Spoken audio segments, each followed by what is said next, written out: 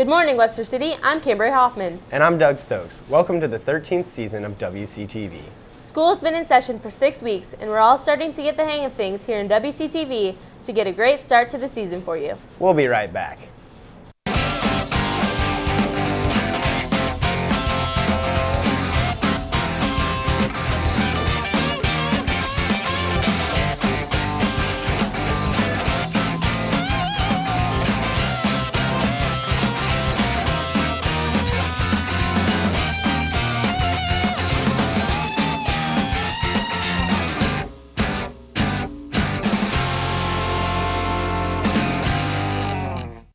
So, Cambria, what was your favorite thing about this summer? Well, I pretty much just lifeguarded the whole summer. Nothing too exciting. But a group of our classmates went to Europe over the summer. Yeah, I heard about that. Do you know what they did across the pond? Not exactly, but Donnie Katongdi strapped on his puddle jumping boots and got the down low on their adventure across the Atlantic.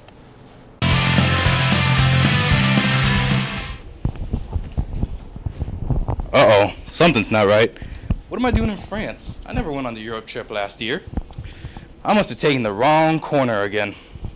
But 16 students and 6 adults did go on a 2-week journey across Europe, learning about the rich history of each country. The trip was led by Mrs. Garvey and Mr. Allers, both history teachers at WCHS.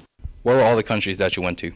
The first country we arrived in was England, then we went to France, and then Belgium, and then we went to Germany, and then Austria.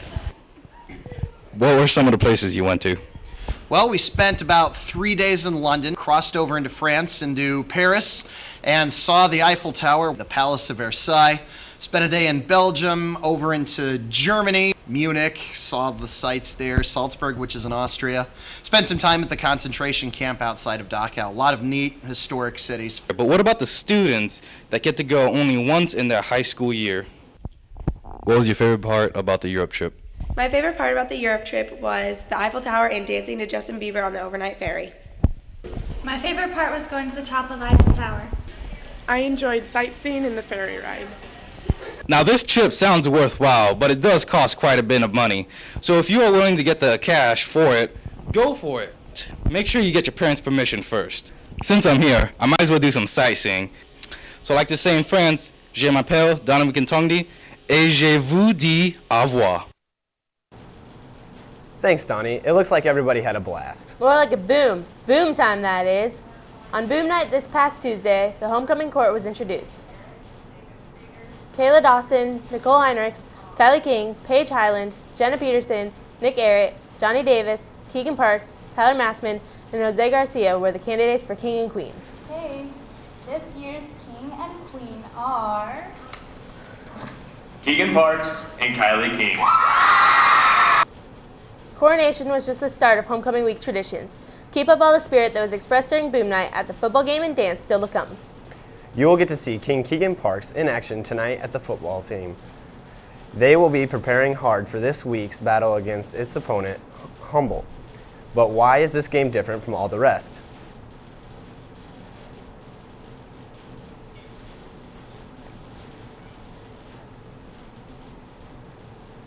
So far this year, the pressure has been no problem as the Lynx have started 5-0.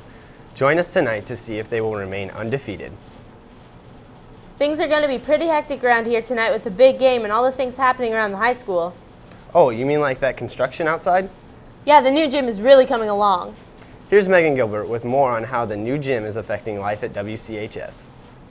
As the new school year rolls in, Webster City High School students aren't the only ones working hard. Peterson Construction is also here, constructing our new gymnasium. But how exactly will the new gym affect our sports teams? Gerald Peterson tells about construction, when the gym should be done, and what students can expect. What is the estimated finish date of the new gym? Well, with any luck, we'll be done in May of next year. The new gym will have one college-sized court for an event which will hold the 2,255 people, and there will be 3 volleyball courts. Standing here in the boys' varsity locker room, how many locker rooms are in the new addition? There will be 4 locker rooms. Now that you've seen inside the new gym construction, Bob Howard tells us how we'll put it to use. The first school event will be a volleyball game next fall. The intention now is that all the volleyball, basketball, wrestling, everything that's been held at Jeff Gym in the past will all be played over here. We will use the new PE gym from 9th grade, JV, and varsity all practice at the same time. 9th grade in one gym and the JV and varsity in the big gym. With gym completion in sight and plans for opening events, how do some of the athletes feel about Webster City's new competition gym? The new gym will affect the team's attitude towards playing. So I feel that people would be more willing to play harder. Are you looking forward to being one of the first teams to be able to use the new gym? We're going to be the first high school sport to play in it, and it's really exciting. I'm Megan Gilbert reporting for Wctv. Thank you, Megan. Not only are we getting a new gym, but the science department has also acquired new technology. That's correct. Multiple science classes have been getting used to their new curriculum with their iPads. I wish I had an iPad to use when I was in biology last year. Bummer. Yeah, they're pretty fun to use and a great way to change up the usual techniques in learning. I wish to send it over to Michael Tyndall for an I lesson on the new iPads. Creative, take it away. A lot of people have those days where it seems like the teacher takes notes faster than you can, or you just don't understand what they're teaching. Well, the new iPads in the science department should definitely help. But how did WCHS come to have these iPads?